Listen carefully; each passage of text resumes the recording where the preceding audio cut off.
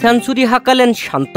শান্তর সেঞ্চুরিতে খুশি বড় ভাই মুশফিকুর রহিম। রানের পাহাড়, ফ্লাইং কিসের পর মাঠে সেজদা দিল নাজমুল হোসেন শান্ত। প্রিয় দর্শক, বাংলাদেশ ও আয়ারল্যান্ডের মধ্যকার প্রথম টেস্টের তৃতীয় দিনের খেলা চলছে, যেখানে আয়ারল্যান্ড আগে ব্যাট করে 286 রান করেছিল প্রথম ইনিংসে।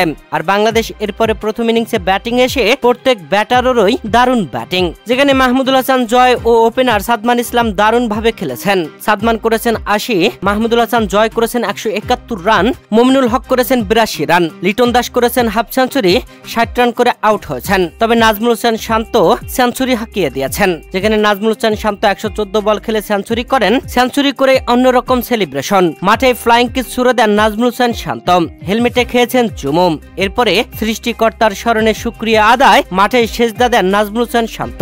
সেজদা থেকে উঠে দুহাত তুলে আমিন ধরেন, দোয়া করেন। আর নাজমুল হোসেন শান্তর এমন সেঞ্চুরিতে ড্রেসিং রুমের সামনে দাঁড়িয়ে উল্লাসে মাতেন মুশফিকুর রহিম। শান্তর এমন সেঞ্চুরিতে বড় ভাই মুশফিক খুবই খুশি হয়েছেন। তবে সেঞ্চুরি করার পরেই নাজমুল হোসেন শান্ত এলবির ফাঁদে পড়ে আউট হয়ে যান। যদিও নিয়েছিলেন রিভিউ, তবে স্পষ্ট দেখা যায় এটা আউট। মাঠ ছাড়েন নাজমুল হোসেন শান্ত। প্রিয় দর্শক, আয়ারল্যান্ডকে বিশাল লিড দিতে যাচ্ছে বাংলাদেশ।